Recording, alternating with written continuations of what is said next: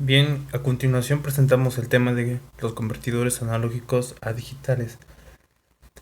Em, la mayoría de las señales físicas, tales como la temperatura, humedad, presión, velocidad actual, la aceleración, em, incluso el voltaje, son señales analógicas. Casi todos ellos se pueden representar como un voltaje eléctrico entre denominado valor mínimo y valor máximo. Así que poner un ejemplo, desde 0 hasta 3 volts, el cual es proporcional a la señal original. El principal propósito de estos convertidores, vaya la redundancia, es convertir este voltaje analógico en un número digital que, eh, en lo que hemos empleado en esa materia, que nuestro dispositivo pueda interpretar bien. La relación directa entre voltaje de entrada analógico, eh, además del número de dígitos binarios para representar el número digital n y el número digital d, está dada por la siguiente fórmula. El voltaje de entrada por el número digital, sobre paréntesis, voltaje de referencia más voltaje menos voltaje de referencia. Eso dividido entre 2 a la n. Recordemos que n es el número digital más voltaje de referencia. Bien, el voltaje de referencia y, y voltaje de referencia menos son voltajes que se utilizan para limitar el rango de un voltaje analógico. Cualquier entrada, voltaje más allá de estos, bueno, que sea mayor de estos, de la referencia, entregará un número digital saturada. Mm, las principales características de los convertidores, eh, bueno, en, en este caso, mm,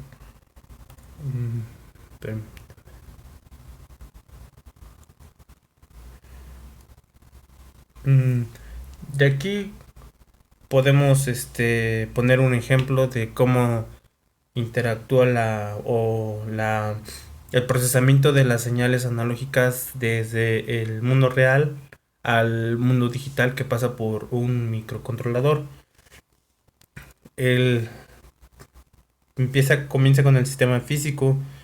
Como ya mencionamos antes, puede ser una señal física de temperatura, presión, desplazamiento, hasta humedad o el mismo voltaje.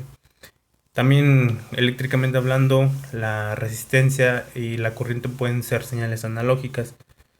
Después pasa por un transductor y un acondicionamiento, para después un filtro anti-aliasing. En este procesamiento digital se le llama así porque es la parte donde suaviza bordes y el contorno de las señales. Después pasa al convertidor como tal, del analógico a digital. Y a partir de ese paso es cuando ingresa directamente al microcontrolador, perdón, al mundo digital, comenzando por el procesador, donde ya se va a interpretar como un número binario la señal eléctrica, como ya lo había mencionado. Después pasa a cuantizarse la señal. Y por último es el acondicionamiento de la señal analógica. Bien, ahora pasaremos al tema de los temporizadores. De, de los... sí, perdón.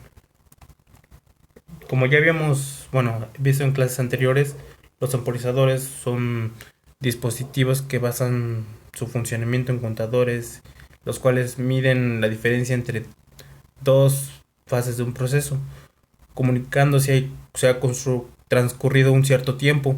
Aparte del contador, otra de las partes esenciales de un temporizador es la señal de reloj, la cual será la señal que estimula el cambio del estado del contador.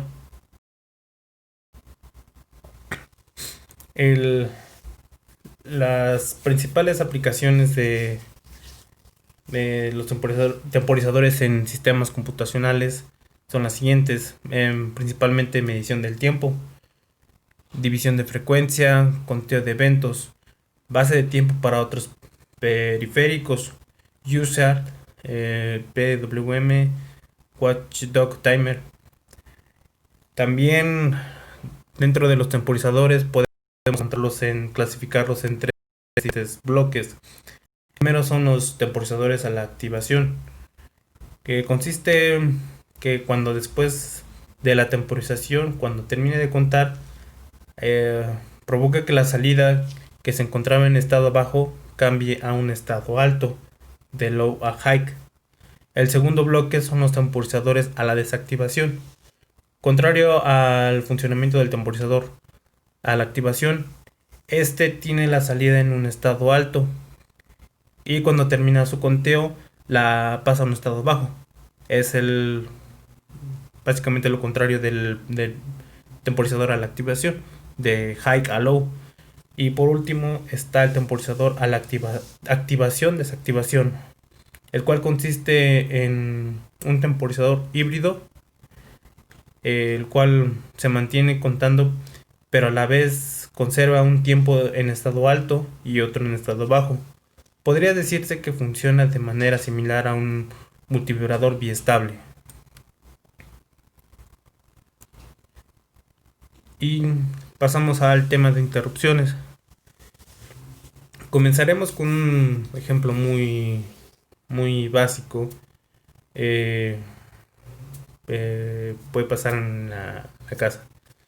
Imagine que se encuentra cocinando. Ya colocó agua para hervir, licuó todo lo necesario, pero de repente tocan el timbre de su casa. Lo están interrumpiendo en su actividad, entonces la función que corresponda a la siguiente será ir a abrir la puerta, atender a la persona y por último cerrar la puerta. Cuando interrupción usted regresa a cocinar, obviamente no vuelve al paso inicial, sino que regresa al paso donde se había quedado cuando lo habían interrumpido. Cuando se activa una interrupción dentro de un microcontrolador, dejará de hacer lo que está haciendo para realizar la función, de interrupción, de la cual se haya declarado anteriormente, y después regresar en la función donde se había quedado anteriormente. Una interrupción puede verse como un aviso que puede ser activado tanto por algún proceso específico del microcontrolador. Bueno, también las interrupciones se pueden clasificar en dos grupos.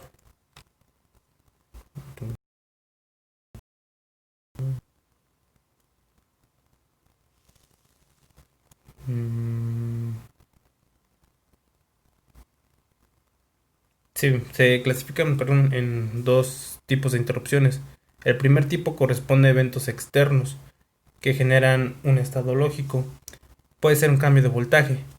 Y la segunda es por transición, como pulso electrónico de disparo. Básicamente detecta un flanco de subida de señal periódica. Puede ser de low a high o viceversa, de high a low. De manera automática por hardware se limpia, bueno, hablando del primer ejemplo, se limpia la bandera de interrupción. También se pueden limpiar las banderas de interrupción por software, ya que están asociados a sus respectivos bits de habilitación que queda registrado en el estado. Perdón, en el registro de estado.